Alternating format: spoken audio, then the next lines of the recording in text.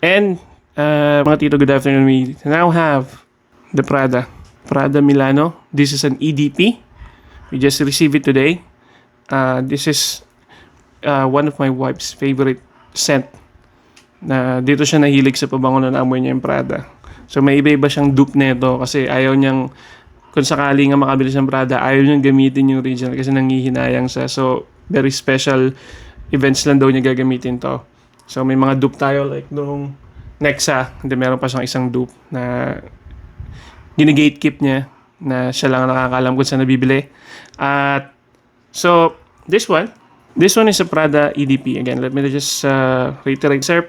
Myself, Prada EDP. This one has, this is sa Bisa Accords niya is white floral, citrus, sweet, amber, vanilla, powdery.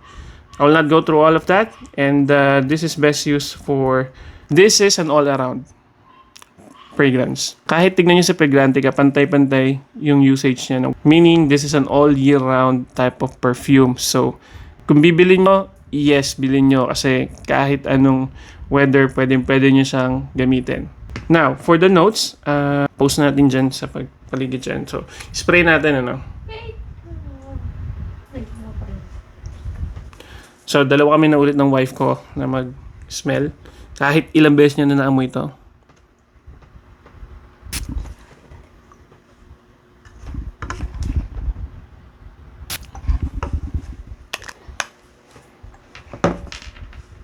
So, yan. Alam ko na yung amoy nito eh. Floral. Yan, naamoy ko yung floral. May naamoy din ako na matamis because of probably the vanilla. And I think napaka-unique ng amoy ng Prada na to. And naiintindihan ko bakit maraming may gusto nitong pabangong to. Dahil talagang masarap siya sa ilong. Ano? And I think may maamoy ka rin dito na pag ako maamoy, maliban sa vanilla na matamis yung floral, meron na naman na konting amber.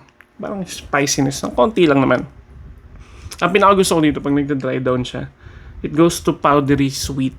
So, etong pabangong to, again, since all year round siya, kahit tignan nyo sa fragrante ka, winter, summer, fall, maraming nag-vote na pwedeng gamitin. And I think kahit anong edad din, pwedeng gumamit na ito.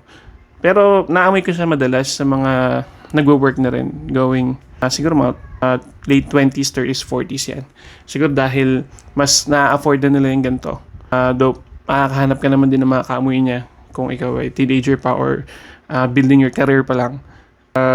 Kasi medyo mataas yung presyo ng Prada. Alam natin yan. But once you have it, hindi ka magsisisi. Yun lang masasabi ko to the girls out there na hindi ka magsisisi na meron kayo nito. Though maybe baka marami lang kayong kaamoy dahil ang dami nga may gusto.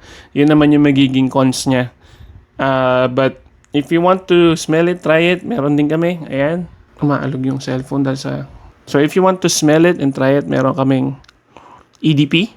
We're planning to get intense in the future para makita natin yung difference and mapamoy namin sa inyo. And again, you can just message us in our page, Tiny Elixirs Perfume Co. And also please follow my TikTok para updated kayo sa mga post natin, kung anong mga bago natin, kung anong mga recommendations sa pabango, and ano sa tingin ko yung amoy ng pabango. So, yep. That's it. Have a good Sunday, and... Diyan muna kayo.